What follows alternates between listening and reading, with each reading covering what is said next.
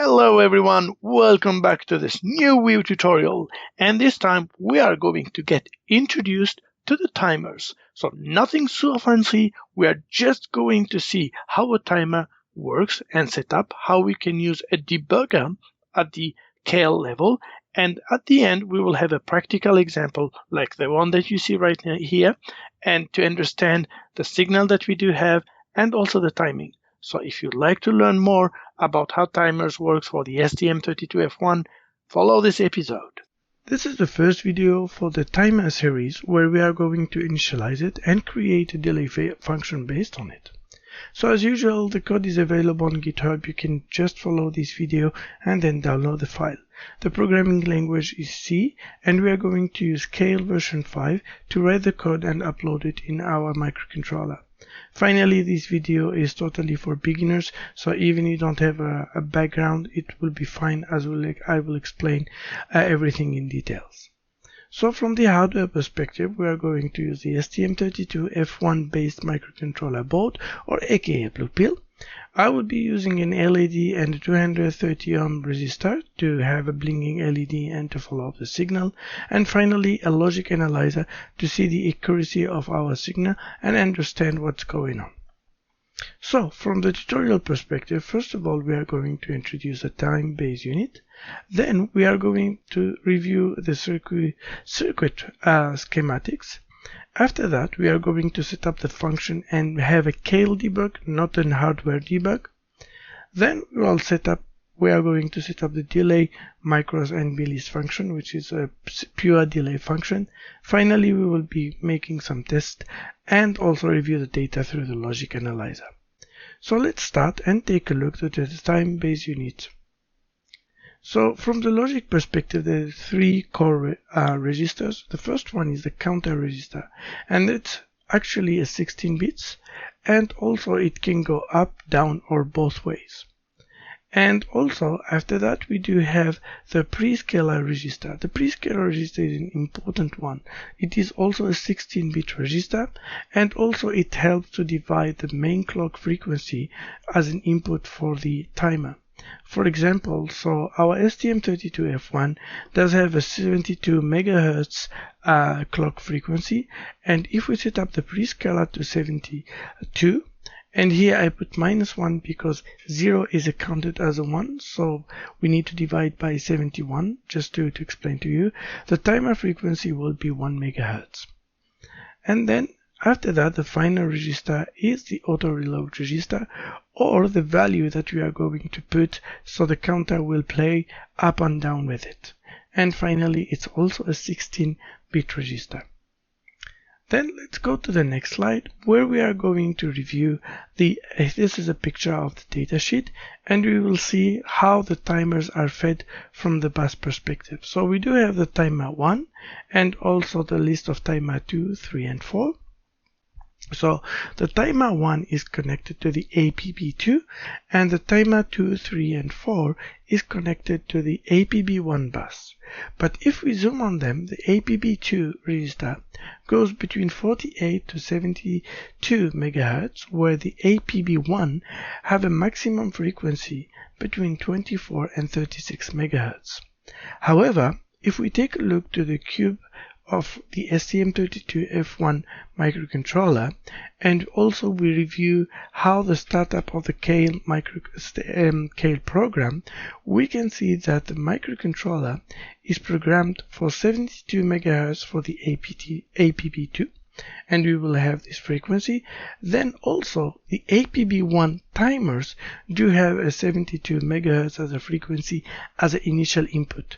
This is before getting the pre-scaler, so both of them will do have the same frequency, so it will be much easier to set a function for later on. Okay, so now let's take a quick look to the schematic of our circuit. So we will be using our STM32F1. We will be connecting the PA8, the port A pin number 8, to the longer leg of the pin, and after that we are going to connect the shorter leg of the pin to the resistor, which will be connected by itself to the ground. And this is a very simple circuit that you can do by yourself. And to make the visualization later on, we will be connecting the logic analyzer, one of the pins, to the long leg of the pin. Okay, so now that we have reviewed the logic of the counter and our circuit, we can go start and set up the time function and have a kill debug of our program. So before jumping to the code, let's at least have again a review on our datasheet and reference manual. So first of all, let's take a look on what we need to do to enable the timer itself. So let's go to this map, to a very schematic one, and let's take a look here. So if you would like to enable our timer, and we do have here 1, 2, 3, and 4 timer, we will need first of all to give the juice at the bus level and provide to enable the timer itself at the bus level. So before even going inside this peripheral here, here, and here, and here, what we need to do importantly is to say to the microcontroller that we would like at my bus level this timer is enabled. So this is what we are going to do, and to do so we need to modify a certain register which is at the bus level itself. So we need to go here at the clock and let's go to the registers, and as we have seen, we do have one timer at APB2 and 3 timers at the APB1. So let's go to the first timer. So let's go here and we would like to go to APB2 enable register, and to enable the timer it's the bit number 11 that we will have to set to 1.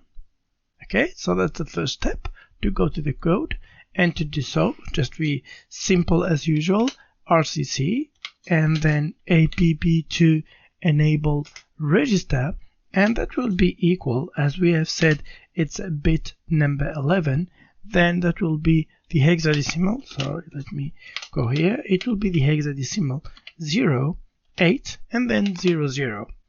Like that we have enabled our timer to start, and this time we have been enabling the timer 1.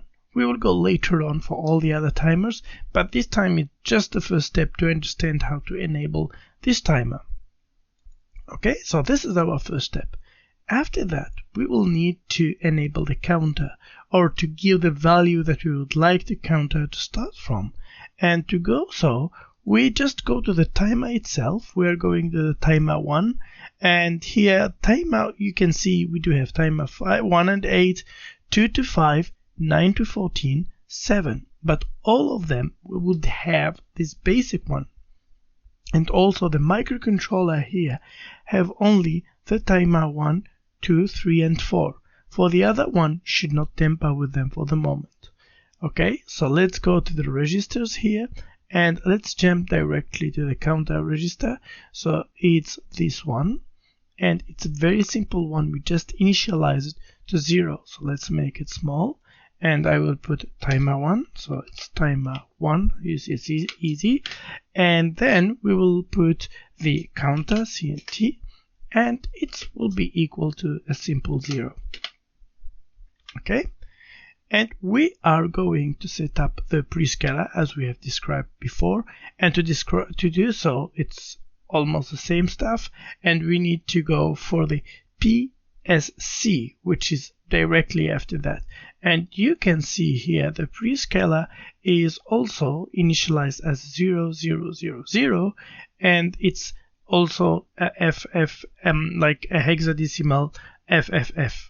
Okay, so we are going to initialize our prescaler. So we put timer 1 here and PSC, so it's quite very simple, and that will be equal, and just for understanding purposes I will be putting 72 minus 1, because the 0 is counted itself in the division, so that's why we are putting the 72 minus 1. Then finally we are going to input the auto reload register. The auto reload register, that's the value that the counter will be running on it. And you can see here we do have the auto reload register. We just put it to the value that we want. And here we are going to put 1000 or even 10,000. It depends on what you want to do. And we are just to see our timer running. We will not even check the value, but this is just to see how things goes. And let's put 10,000 just to have a good observation on what's going on. And again, so this is with the auto reload register, and that will be equal at 10,000 minus 1. Okay, exactly the same logic. The 0 is also counted, so that's why we put like this. Good, so we have set up everything that we do have, and the last step to initialize and to see how this timer is running is to go through, where is it here, the control register. Let's make it bigger in this way, and this one, the counter enable. If we go here, the counter enable, and we set up it to 1.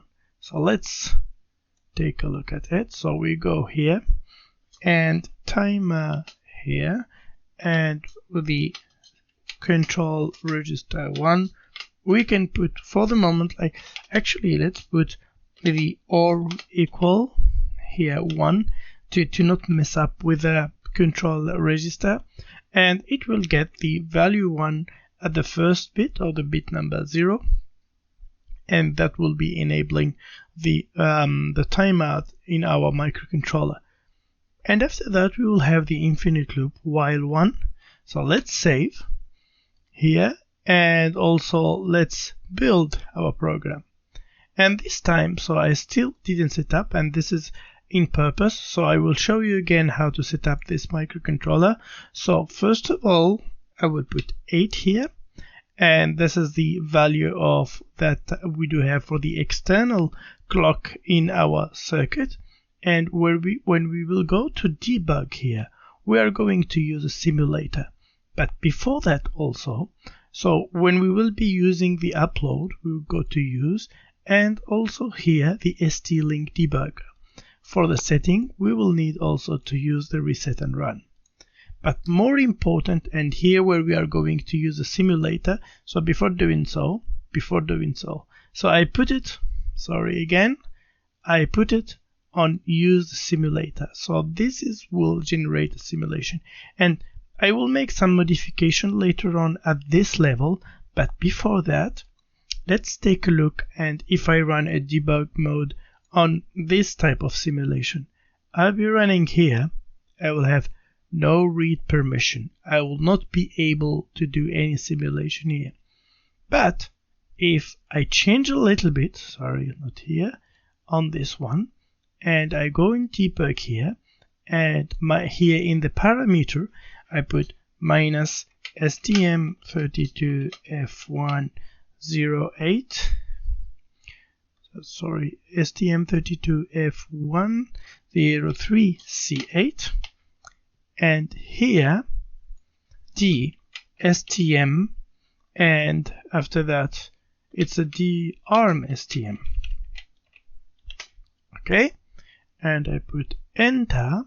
So let's see what will happen. So let me save and go here in the debug mode, and here we do have our debug mode working. So there's no permission or nothing here for the problem. And also, not only that, there is all this option that can simulate what's going on in the microcontroller, which is really great and helpful to understand in details. Because if you simulate within, like inside your microcontroller, you will have access to this registers, which is already good, but now you will have more information here. For example, if I go to timer 1, this is what we have been set up. You do have a big screen here with a lot of information. So what I will do, I will be going step by step to see what's going on here. So in my timer 1, I have the clock disabled, and by going the first step, like here, it should be enabled. APB, that's why. There's already a mistake. It's APB to enable register. So I need to go out from the debugging session, build again and go to my code. Okay, so we do have this coming back automatically, so it is really good. And you see here, it's immediate. You do have a clock enabled, and this is the clock that you do have for your timer. And I'm setting up my counter here, which is 0, so no change. And after that, you can see the auto reload register that will be changed. And now I will be running my counter. So let me run the program, and you will be seeing here that my program will be running and doing again and again. Okay, so this time, each time this counter will be running, this flag will be here, and like this bit will be flagged.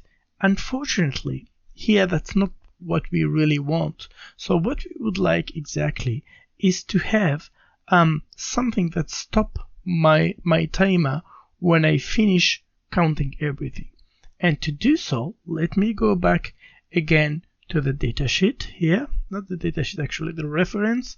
And if we go to the control register, let me click on it, and we take a look on those one here.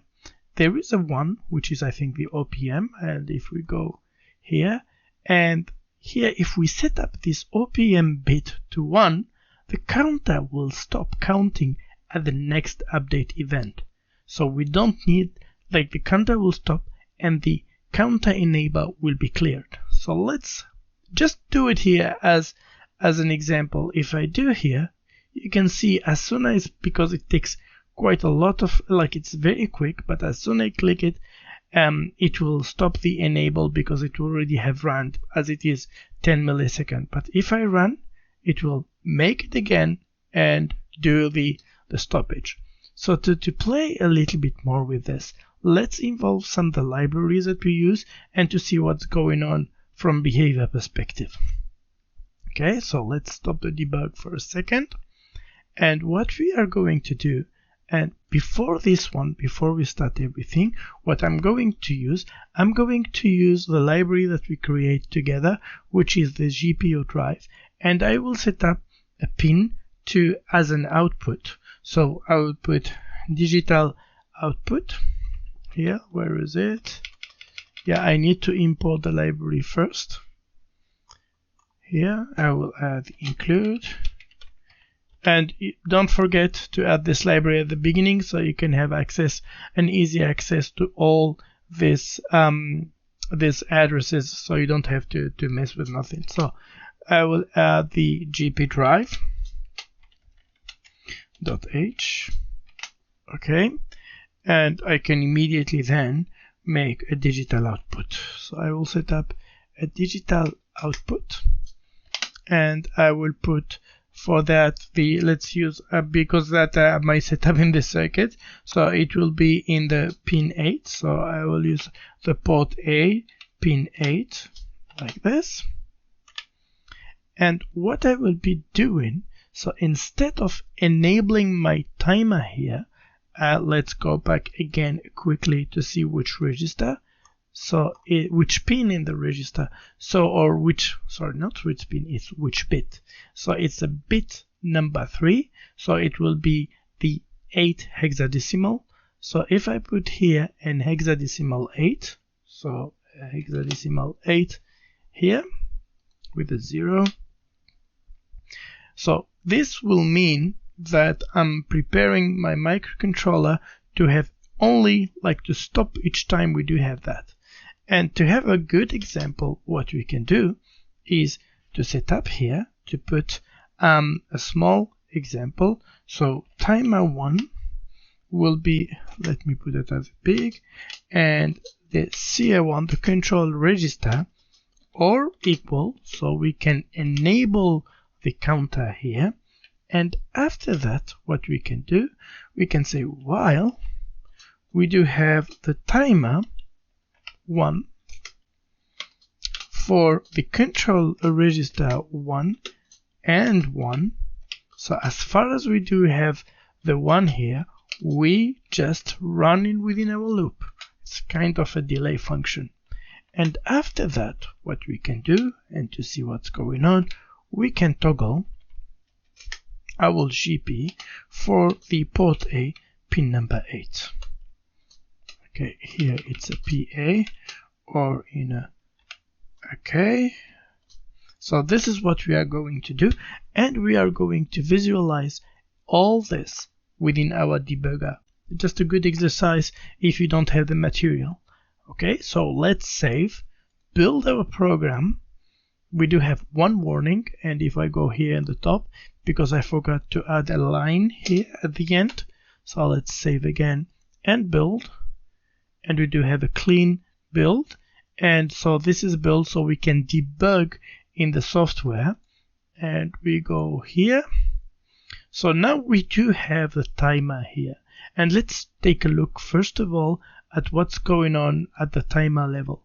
So you see it's so fast that this one is not like, it's so fast that we don't see the blinking. But if we go to peripheral again and we go to general purpose input output and we go here, so this one is not blinking too. So let's be sure that, yeah. So you can see it's blinking, and we do have a toggling of the pin status. Okay, so that's the first part where we understand and we went through how this is working. So now in the next part we are going to see how to put all this in a function and work with it. Let's go back and close our debugger mode and start putting a real function behind this code. This is nice, but we need to really encapsulate everything together. And also we will need to be able to use a timer 1, 2, 3, and 4. Okay, so first of all, let's start by creating the new group. So we will call it timer drive. Like this. I know it's a shitty name, but that's life. So I'll be copying this one so I will not make a mistake again, and create the header file also. So go here, create the header file, and jump into our time drive and start by including here, include the timer here drive.h. Okay, and before we start, let's bring this one, so we'll delete it later on. We can do it later. From now on, it will generate a mistake, but we will live with it for a second. Okay, and save here too. Okay, so let's create our first function, which will be creating the milliseconds. Okay, so we will do a void, and after that, in this function, because it will not return nothing, we call it a timer delay, because we already have the system delay, so we're adding the t. And let me make this one bigger so we can see it better. And we add here micros for microsecond. And what we are going to input is, first of all, the number of the timer. So we will put here timer, and here we will put the int, how many microseconds we would like to wait. So we'll call it micros with a big S. Okay, so first of all, we are going to set up our prescaler, as we can put it here, but just for visibility perspective. So the prescaler here, like this, will be equal to 72 minus 1, as we have discussed previously. And I will keep it for later on. For this time, I will put int. It will be, I will call it timer, but later on we will change it a little bit. So first of all, what we will need to do is to check if our timer here, the timer that we included, sorry, I think this is not time, should be timer is better. So if timer is equal to 1, so if we are going to use the timer in the APB2, so which is the only timer that is there, what we are going to do here, so some mistake is there. So it's, yeah, I'm using too much Python recently. Okay, let's bring this one like this, and this one is -1. so we don't need to work with so many mistakes. So as we have seen here before, we can put app2 rcc will be equal. We can actually take the whole code with us here and take it here. So if the timer is, we would like to enable the first timer, then we can go for the app2 and enable it. Else, so if we do have the other timers, what we can do here is, let's take a look again to our datasheet to see which bit we need to enable. So let's go back far here in our RCC, I guess here probably, and we open the registers, and we need to go for the APB1 enable, which is this one, and you can see we are interested on this 3 ones. So the timer 2 is in the bit number 0, timer 3 bit number 1, and timer 4 in bit number 2. Okay, we can play a little bit with that and make RCC and APB1 here enable and equal or equal. Same for this one. That would be huge mistake if you just put equal, guys. I may be repeating too much myself, but it's quite very important. And what we would like to do is to put a 1 in the position, as 2 is at the position 0, we would like to put the 1 at the position 0. So put timer -2. So if we are putting timer 2, that will be number 2, and we will see how we will do it later on. That will put us here in 0, so the 1 will be at the position 0, so it will enable timer 2. Okay, and then we are going to make a switch to see by case. Let's put a switch here. Okay, and I'm writing switch in the wrong way. That's horrible. Okay, switch depending on timer. Okay, and that's what we are going to do. So if in case 1, so my case timer is equal to 1, the one that we'll declare here, Tim, will be equal to timer 1 here, and then we break. And of course we do have an error, or like so they're saying here that the type that I do have here, I'm assigning an int to a Tim def type star, or the position for the for that one. So if we would like to have this one working, we need not to set it up as an int, but the type that is included here. So I put it here, Tim, and I put type def, and I need to add the star. And then that should be corrected. I don't have any problem here, as those types here are the same. So I will copy this one 3 other times, like this. And in case it's equal to 2, this will be timer 2. In case of equal to 3, this will be timer 3. And in case this is equal to 4, this will be timer number 4. Okay, easy peasy.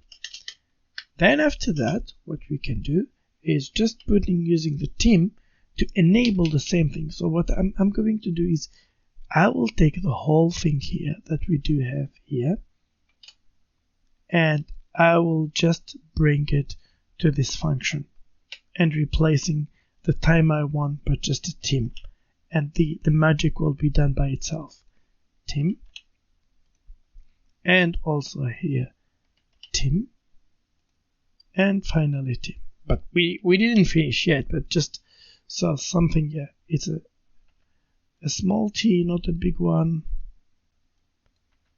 Okay, and here the auto reload register is not 1000 anymore, but the micros, the value that we would like to wait for. Okay, so after here everything is going well. So now we need to put the wait function, or here waiting until the timer is ending. So let's take this one and bring it to here. So one simplification that we can directly apply, we can remove this line here, and put a 9 here.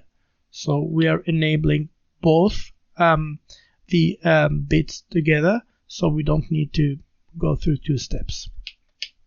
Okay, and here again, it's not time 1, but a team here to be consistent with our cells. So let's save, and let's take this function to the header, like this. Okay, we add here.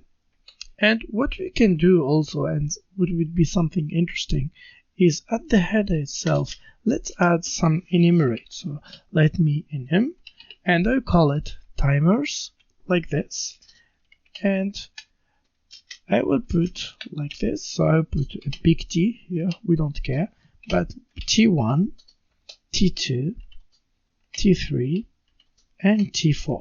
I'm adding this T1 because because T1 will be 0 then. Okay, so let me bring this one and add 1 here. Good, so now we have set up almost everything. We can jump directly to our code. So if we go here and we just put what is the T delay function. Yeah, I need to include the timer drive here.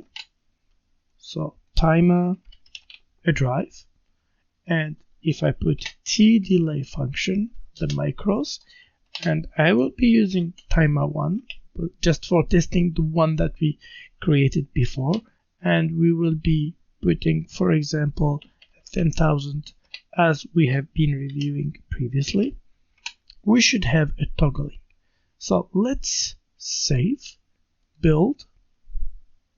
Okay, we do have one warning.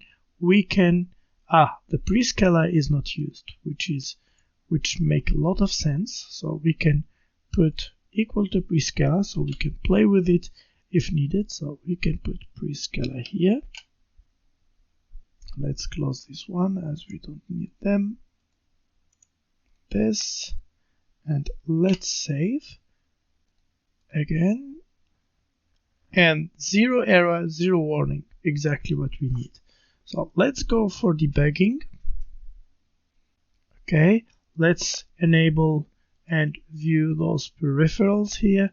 So this is my peripheral 1, and also I would like to see the IOs for the pin A. Let's run immediately and see what's going on. It's running as intended, as we need. So this is running well, and we can check then. So let's close here, and let's put timer 2 just to be sure that our code is working properly. Okay, let's go for here, and let's not this time not timer 1, but we will go and check timer 2. Let's bring it here and let's run.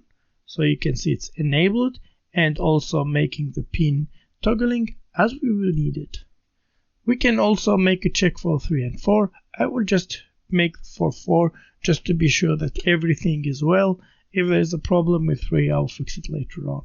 So let's save, build our code, and take a look. Okay, and let's run the whole thing. Okay, that's working here.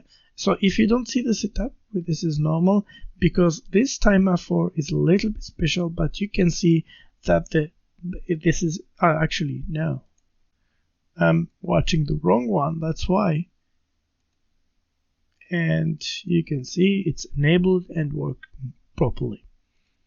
Okay, so before we finish this step, there is one thing that we can add, and that can be extremely useful, is to add a small function. So this is a microsecond waiting function. But if we wanted to have a millisecond, and you know that the maximum number that we can go up to here is 65,000 and some other numbers, like it's no more than 66,000. But if we would like to wait for a second or 2 seconds, so we would like to create a millisecond that will help us to reach a few seconds, that will be quite helpful to manage. So let's go back to the timer drive that we created, and we can create a void t delay, same as the previous one, and we call it millis. So this is, we create a millis, and the first one, char, is timer, and int will be the millisecond that we would like to wait for. Okay, so let's start. It will be quite simple. It will be an integer I that we would like to set up. It will be equal to 0, and after that, for I here equal to 0, I is less than millis, not a miss, but a millis, we will increment each time I++. Okay, each time we do have this one, we are going to call the function of t delay and microseconds for the timer that we have set up, and also for 1000 microsecond, which is 1 millisecond. So each time we call this one, it will be waiting a number of microsecond for all this time. So that will be quite a simplified way to have a millisecond waiting or a delay function based on the micro. Quite 3-line, simple and very easy. Okay, so now we have been using the debugger, and this is the solution to have if we would like to at least test our program before to go to the real world. In the next step, we will see in details how the microcontroller will be generating the signal and seeing in real life how things works. Okay, so this is our circuit here, and we do have our STM32F1 based board, which is the blue pill. This is our LED, and this is our resistor here, all connected together. And the yellow wire here is the one connected with the logic analyzer. Please ignore these two potentiometer. Those one will be used in the future tutorials. Okay, so right now, as you can see, the LED now is turned on, and this is just for me to check if the wiring is working properly. So this is just going high, and we can start by now loading our code in the microcontroller to see what's going on. And you can see that now the LED is going, so this is not a blinking. I think that I have to save, build, and load. Let's check what's going on. So we should have a blinking LED every 1 second, and so far it looks correct, but we don't know. To know this correctly, so this LED is the basic way to do it, so you can record and then compare with your recording the time, or there is a more secure way, is to use a logic analyzer.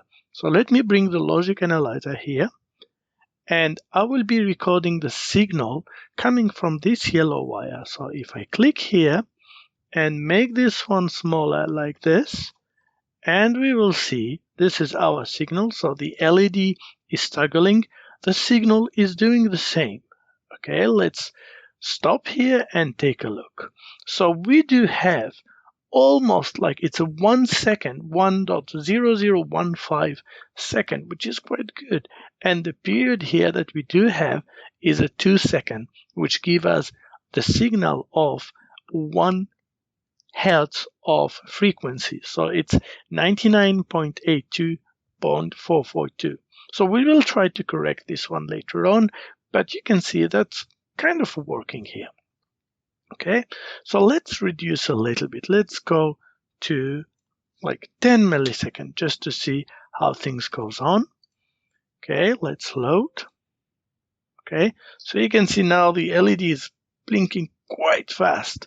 And let's go back to our logic analyzer and record again. So we can even see the period. So if I close and zoom here, you can see I'm having a 10 millisecond, which is perfect.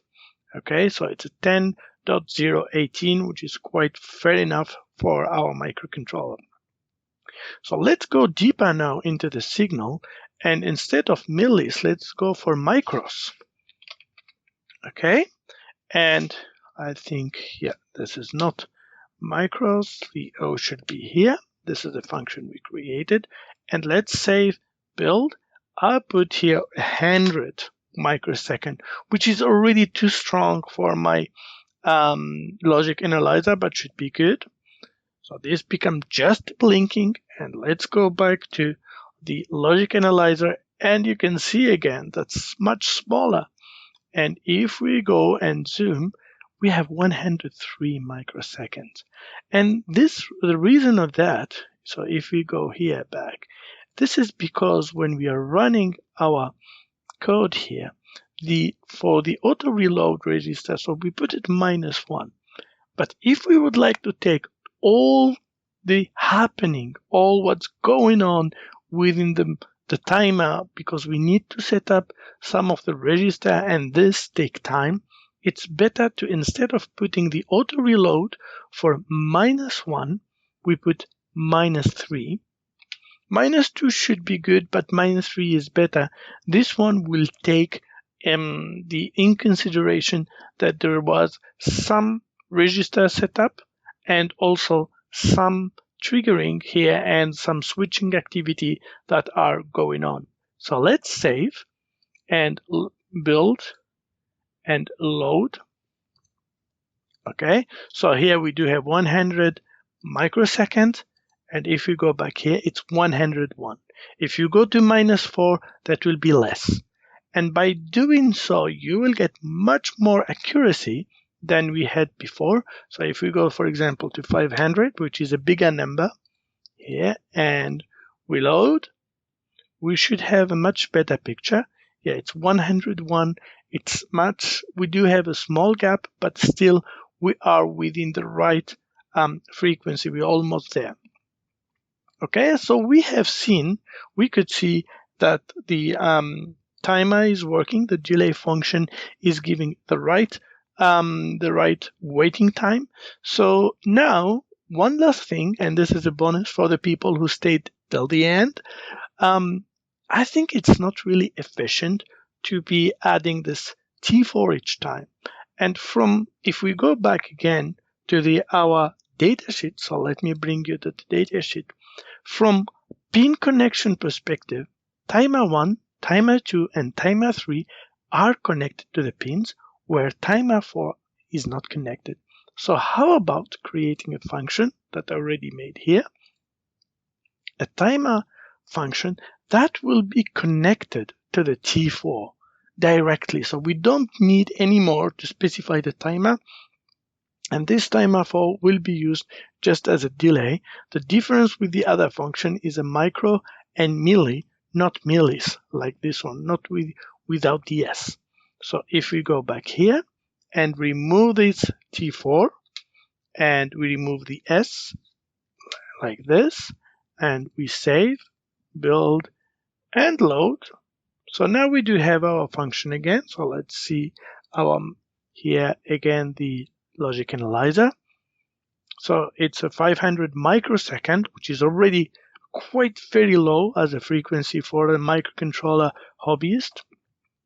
And if we go to the milli, like this, and we save, that should be a half of a second. Let's load. So now you can see it's a faster frequency, but let's go here and we do like this. It's much, much bigger. And we can take a look here. It's almost a half of a second. It's really, really small. Here you can play a little bit with a -3 or -2, but I would rather go for the -3. I've been doing tests and quite advised to go for that one. Okay, and with this one, we completed our tutorial for today. I hope you enjoyed the very basic introduction to the timers and how we can use them to create our delay function. Thank you a lot and see you in the next video.